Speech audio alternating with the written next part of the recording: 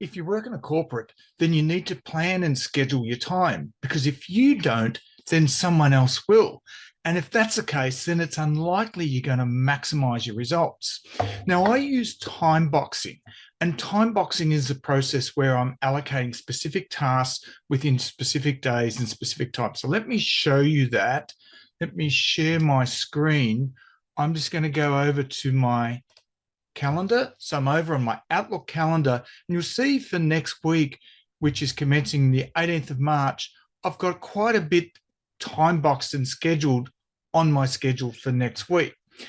And that's great, but that's not going to necessarily be the only way in which I'm going to be able to keep my eye on the bigger picture.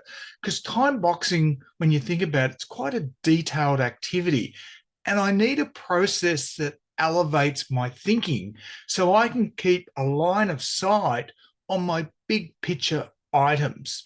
And this is where a tool set I use that I get my customers to use called the Strategic WeekMap. Now, the Strategic WeekMap is there to complement time boxing. And what I'd like to do, I'd like to show you how do I use this and how my customers use it. So normally I would do this towards the end of the week. So 2 p.m. on a Friday typically works for me.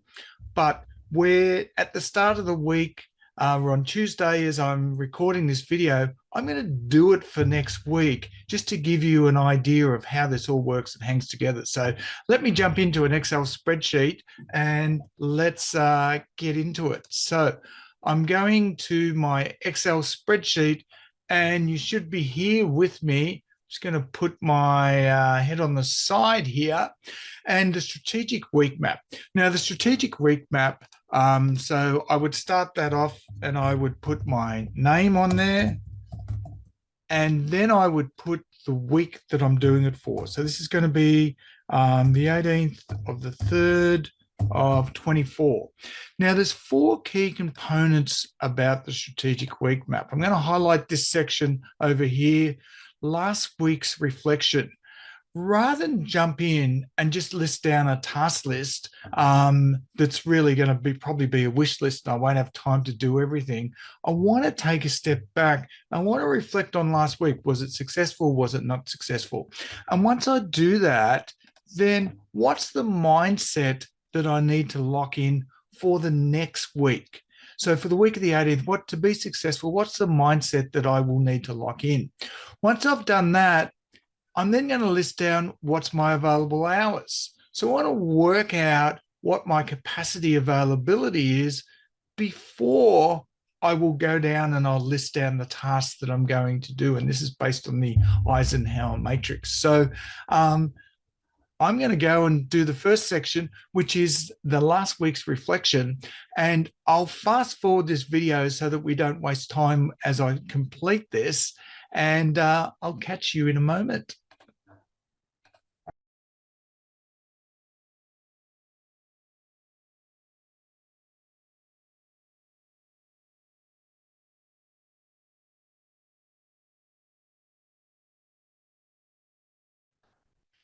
Okay, so I have completed my last week's reflection. So I'll quickly step you through it. So my top 3 achievements last week were my session 3 with my customer, Jonathan, went awesomely well. Session 1 with Sandra also went extremely well. And I've also launched my Transform Your Workday launch, which is a free online webinar if you're interested in attending, and that's on the 28th of March. Now, what I realized or learnt was that because Jonathan's project went so well, that I could be targeting some similar customers there. So that's a campaign I'll need to get underway with. Last week would have been better if I'd completed my collaterals project before I recently went on my USA trip, because I had to go and do it on the fly and put myself under a bit of pressure last week. What didn't I do that I should have done? Well, I didn't do my automation project. And if I was coaching myself on last week, I'd say, hey, I provided some great customer service, but I've got to keep pushing my projects along. So my next step that I want to do as part of this is I want to do the mindset I need for the next week. So that's a week commencing the 28th to be successful. So once again, I will fast forward through this, but you'll see me listing these down.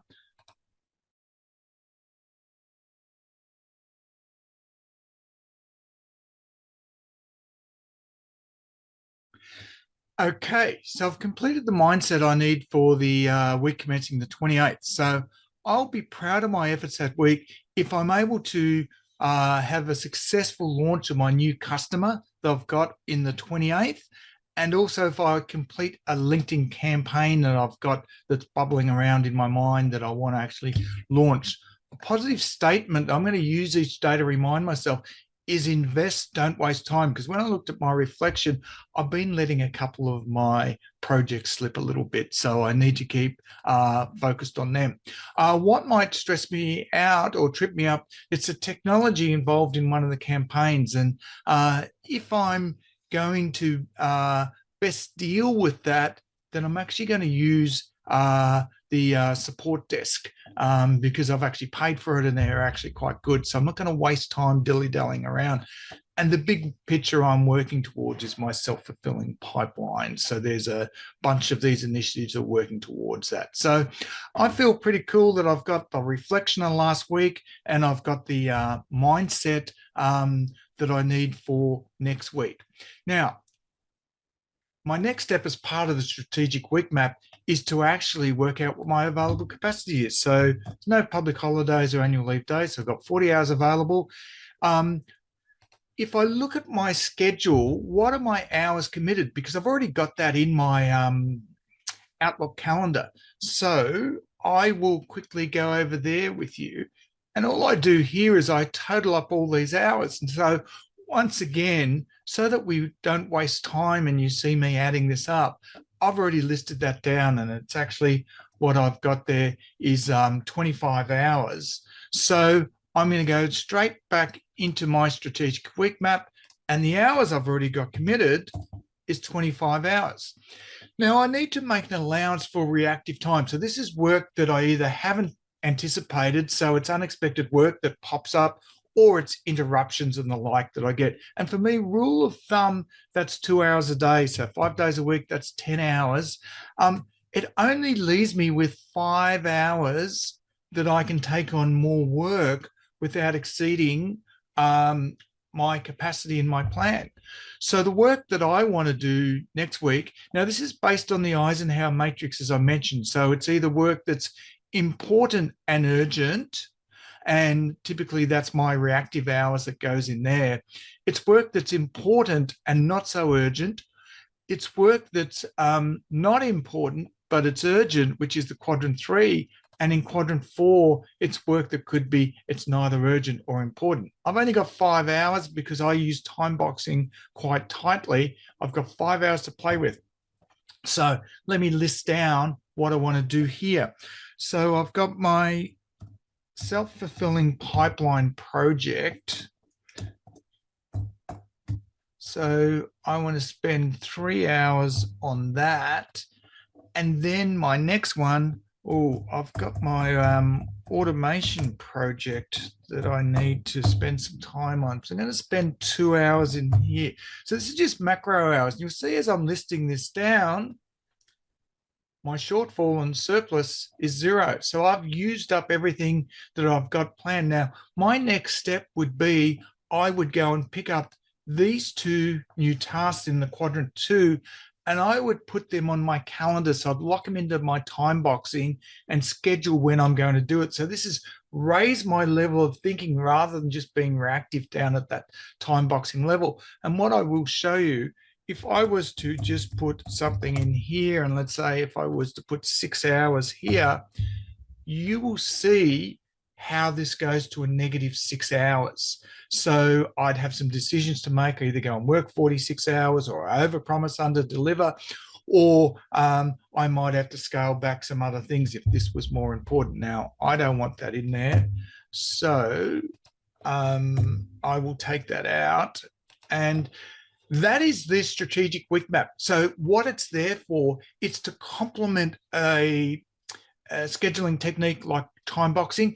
It's to elevate the thinking so that we're keeping an eye on what's important. So we're maximizing our effectiveness and we're getting the results we need to get. So you can learn more about this. If you've seen this video before the 28th of March, come and join me on the Transform Your Workday webinar that I've got. Or if you'd like to get hold of this, then reach out to me, because it's what my paid customers use as a way in which they're able to maximize their effectiveness, and it's a way in which they reclaim 100 minutes a day. So hope this was helpful for you. Thank you.